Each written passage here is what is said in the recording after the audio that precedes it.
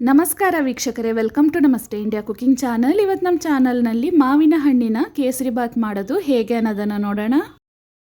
ಒಂದು ಅಲ್ಫೋನ್ಸೋ ಮಾವಿನ ಹಣ್ಣನ್ನು ತಗೊಂಡಿದ್ದೀನಿ. ಈ ಹಣ್ಣು ಇಲ್ಲ ಅಂದರೆ ಸುವಾಸನೆ ಇರುವ ಬೇರೆ ಮಾವಿನ ಹಣ್ಣನ್ನು ತಗೊಬಹುದು. ಹುಳಿಯಾಗಿರಬಾರ್ದು. ಸಿಪ್ಪೆಯನ್ನು ತೆಗೆದು ಹಣ್ಣನ್ನು ಮಾತ್ರ ತಗೊಂಡಿದ್ದೀನಿ. ಇದನ್ನು ಈ ರೀತಿ ಮ್ಯಾಶ್ ಮಾಡ್ಕೊಳ್ತಾ ಇದ್ದೀನಿ.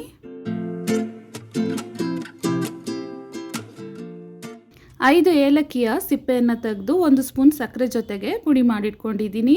ಒಂದು ಪಾತ್ರೆಯಲ್ಲಿ 1.5 ಕಪ್ ನೀರನ್ನು ಹಾಕ್ತಾ ಇದ್ದೀನಿ. ಇದೇ ಕಪ್ನಲ್ಲಿ 1 ಕಪ್ ರವೆಯನ್ನು ಅಳತೆ ಮಾಡಿಟ್ಕೊಂಡಿದ್ದೀನಿ. ಇದನ್ನು ಇನ್ನೊಂದು ಕಡೆ ಕುದಿಯಕ್ಕೆ ಇಡ್ತಾ ಇದ್ದೀನಿ. ಒಂದು ಬಾಣಲಿಯಲ್ಲಿ ಅದೇ ಕಪ್ನಲ್ಲಿ ಅರ್ಧ ಕಪ್ ಸನ್ಫ್ಲವರ್ ಎಣ್ಣೆ, 1/4 ಕಪ್ ತುಪ್ಪವನ್ನು ಸೇರಿಸ್ತಾ ಇದ್ದೀನಿ. ತುಪ್ಪ ಮತ್ತು ಎಣ್ಣೆ ಕರಗಿದ ಮೇಲೆ ಗೋಡಂಬಿಯನ್ನು ಹಾಕ್ತಾ ಇದ್ದೀನಿ. ಸ್ಟವ್ ಅನ್ನು ಲೋ ಫ್ಲೇಮ್ನಲ್ಲಿ ಇಟ್ಟು ಗೋಡಂಬಿ ಲೈಟ್ ಕಂದು ಬಣ್ಣ ಬರೋವರೆಗೂ ಇದನ್ನು ಹುರಿಬೇಕು. ಇವಾಗ ಗೋಡಂಬಿಯ ಬಣ್ಣ ಬದಲಾಗಿದೆ. 1 ಕಪ್ ಚಿರೋಟಿ ರವೆಯನ್ನು ಹಾಕ್ತಾ ಇದ್ದೀನಿ. ಎಲ್ಲ ಅಳತೆಗಳನ್ನು ಒಂದೇ ಕಪ್ನಲ್ಲಿ ತಗೊಂಡಿದ್ದೀನಿ. ರವೆಯ ಹಸಿ ವಾಸನೆ ಹೊರಟೋಗಿ ರವೆಯ ಬಣ್ಣ ಬದಲಾಗೋವರೆಗೂ ಇದನ್ನು ಬಾಡಿಸ್ತಿರ್ಬೇಕು. ಇದರಲ್ಲೇ 1 ಚಿಟಿಕೆ ಉಪ್ಪನ್ನು ಹಾಕ್ತಾ ಇದ್ದೀನಿ. ಇನ್ನೊಂದು ಕಡೆ ನೀರು ಚೆನ್ನಾಗಿ ಕುದೀತಾ ಇದೆ. ಇವಾಗ ನೋಡಿ, ರವೆಯ ಬಣ್ಣ ಬದಲಾಗಿ ಚೆನ್ನಾಗಿ ಫ್ರೈ ಆಗಿದೆ. ಸ್ಟವ್ ಅನ್ನು ಲೋ ಫ್ಲೇಮ್ನಲ್ಲಿ ಇಟ್ಟು ಕಟ್ ಮಾಡಿರುವ ಮಾವಿನ ಹಣ್ಣನ್ನು ಹಾಕ್ತಾ ಇದ್ದೀನಿ. ಇದನ್ನು ಒಂದು ಬಾರಿ ಮಿಕ್ಸ್ ಮಾಡಿ ಕುದೀತಿರುವ ನೀರನ್ನು ರವೆನಲ್ಲಿ ಹಾಕ್ತಾ ಇದ್ದೀನಿ.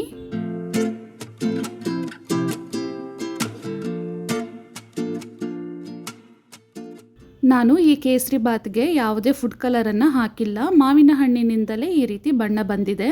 ಇದನ್ನು ಚೆನ್ನಾಗಿ ಮಿಕ್ಸ್ ಮಾಡ್ಕೊಬೇಕು.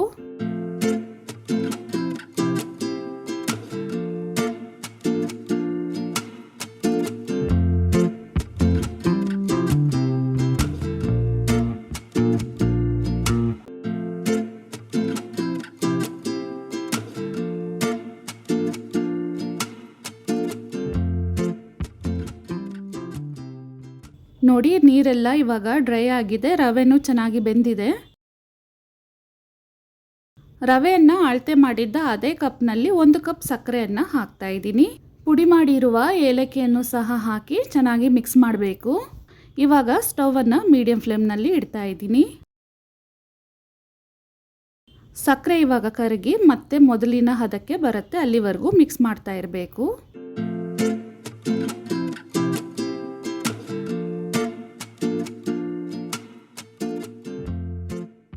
ನೋಡಿ, ಕೇಸರಿ ಬಾತ್ ಇವಾಗ ಕಡಾಯಿನಿಂದ ಸಪ್ರೇಟಾಗಿ ಬಿಟ್ಕೊಂಡ್ಬಂದಿದೆ. ಈ ಟೈಮ್ನಲ್ಲಿ ಸ್ಟವನ್ನು ಆಫ್ ಮಾಡಬೇಕು. ತುಂಬಾ ರುಚಿಯಾದ ಮಾವಿನ ಹಣ್ಣಿನ ಕೇಸರಿ ಬಾತ್ ಇವಾಗ ರೆಡಿಯಾಗಿದೆ. ವೀಕ್ಷಕರೇ, ಈ ವಿಡಿಯೋ ನಿಮಗೆ ಇಷ್ಟ ಆಗಿದ್ದರೆ ನಮ್ಮ ಚಾನಲನ್ನು ಲೈಕ್ ಮತ್ತು ಸಬ್ಸ್ಕ್ರೈಬ್ ಮಾಡಿ. ಧನ್ಯವಾದಗಳು.